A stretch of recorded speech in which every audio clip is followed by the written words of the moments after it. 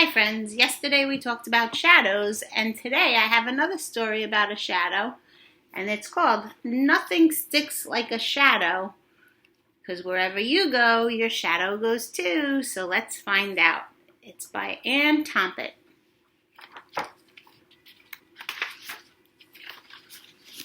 One day, Rabbit was dancing a wild fandango in a field filled with clover. Woodchuck was watching him from the doorway of his burrow. "Isn't it lonely playing by yourself?" Woodchuck asked. "I'm not alone," said Rabbit, pointing. "See my shadow? It goes where I go and does what I do." And see, there's his shadow down there on the ground.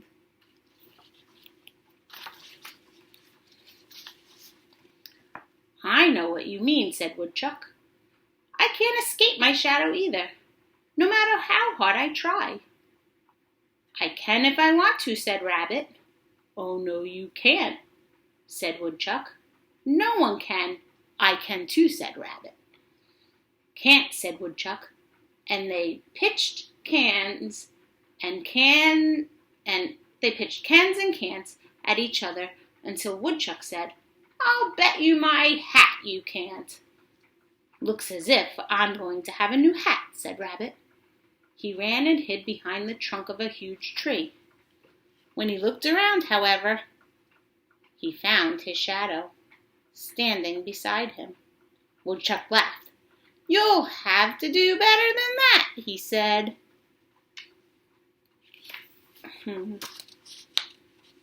Rabbit hurried over to a bunch of bushes and hid behind them. He looked around. No shadow did he see. "I've lost it," he cried, peeking from behind the bushes at Woodchuck. "Give me your hat."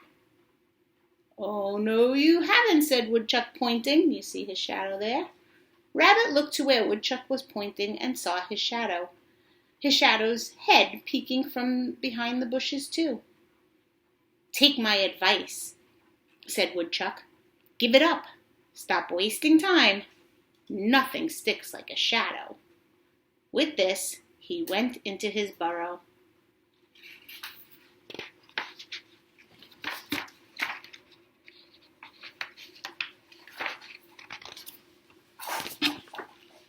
"Woodchuck thinks he knows everything," Rabbit said to his shadow. "But I'll show him. I'll run away from you." And with a great leap, he set out across the field of clover. Do you see his shadow keeps going with him, right? Rabbit took longer and longer leaps. His shadow took longer and longer leaps as it followed right behind him. Soon Rabbit came to a path beside a river. There he met Beaver carrying a broom over his shoulder. "Why are you running?" asked Beaver. "I'm trying to get away from my shadow," said Rabbit. "Woodchuck bet me his hat I couldn't." "Well," said Beaver, "it's easy to see you can't run away from it. See if you can sweep it away. Nothing sweeps better than a new broom, you know. And I just bought this one at the market."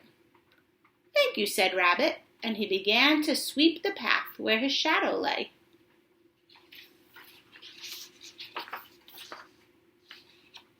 Back and forth, Rabbit swished the broom. Great whirlwinds of dust filled the air. Soon Rabbit was coated with dust. Dust got into his eyes, making them itch. Dust got into his nose. He sneezed, and then he sneezed again. But he did not stop sweeping until he could see his shadow no longer. He made a big cloud of dust, right?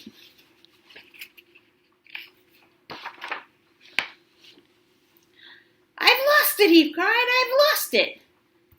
Dropping his broom, Rabbit danced a little jig. As he danced, the dust settled to the ground. And there was, you're right, his shadow dancing beside him. "I guess shadows can't be swept away," said Beaver. "I'm sorry I couldn't help you." He picked up his broom and went on his way. No sooner had Beaver left than Skunk came along. "Goodness!" he exclaimed. "What happened? I've never seen anyone so dirty." "I was trying to sweep my shadow away," said Rabbit. Everyone knows you can't sweep away shadows, said Skunk. You can't hide from them or run away from them either, said Rabbit.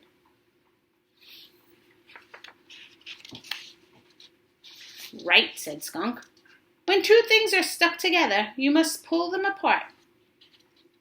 He leaned over, grabbed Rabbit, and pulled. Nothing happened. He grabbed Rabbit again and jerked so hard that he tumbled over backwards. But they're still their shadows. Skunk was ready to try a third time when along came Fox on her way to a meeting of her sewing circle. What in the world is going on? She asked. I'm trying to pull Rabbit away from his shadow, said Skunk. Woodchuck bet me his hat that I can't get away from it, said Rabbit. Fox looked at the shadow carefully. Then she took her scissors from her sewing basket. Some things are too hard to tear apart, she said. Let me see if I can cut Rabbit's shadow loose. Clip, clip, clip. Fox went with her scissors. Clip, clip, clip. Nothing happened. Fox was still clipping when Raccoon came along.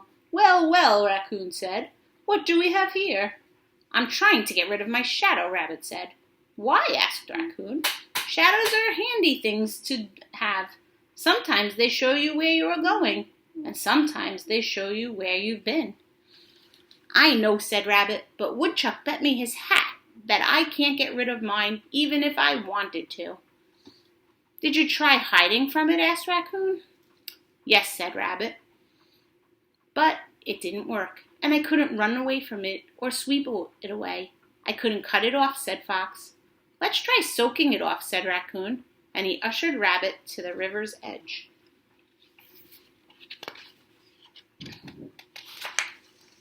Rabbit put one foot in the water, then jerked it out.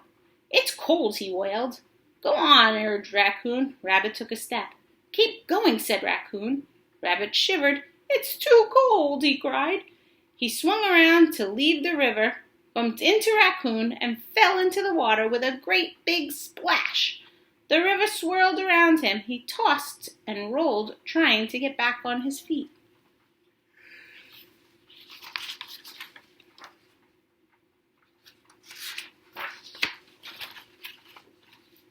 Raccoon grabbed him and dragged him to shore. Rabbit was wet to the skin, water dripping from his ears. His clothes hung on him like a wet rag. Never had he felt so miserable, but the water had not washed away his shadow. There it was, right beside him. Looks as if you're stuck with your shadow, said Raccoon. Why don't you give up? Asked Fox. Tell Woodchuck he's right, said Skunk. I don't want to, said Rabbit, but I guess I'll have to. Rabbit walked slowly across the fields. When he reached Woodchuck's burrow, Woodchuck was not at home. Rabbit stretched out on a flat sunny rock to wait for him. His shadow stretched out beside him. He was tired. The hot sun felt good. Soon steam rose from his drying clothes. He thought about moving to a shady spot, but he was too sleepy to do so.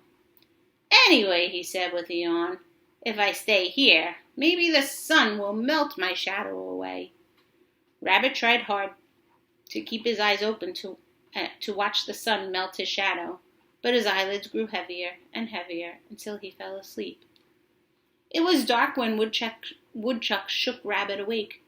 You win, said Woodchuck. Rabbit yawned and stretched and rubbed the sleep from his eyes.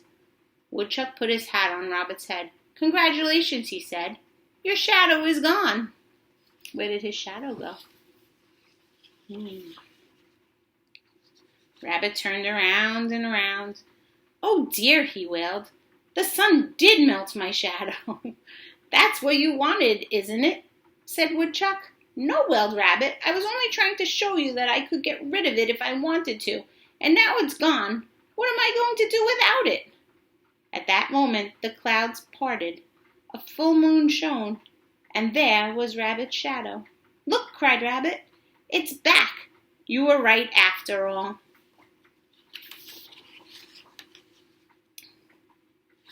end, he and his shadow whirled and twirled in a wild fandango. "Of course I'm right," crowed Woodchuck, snatching his hat from Rabbit's head. "I told you that nothing sticks like a shadow." The end. I hope you enjoyed that story. I'll see you all soon. Bye.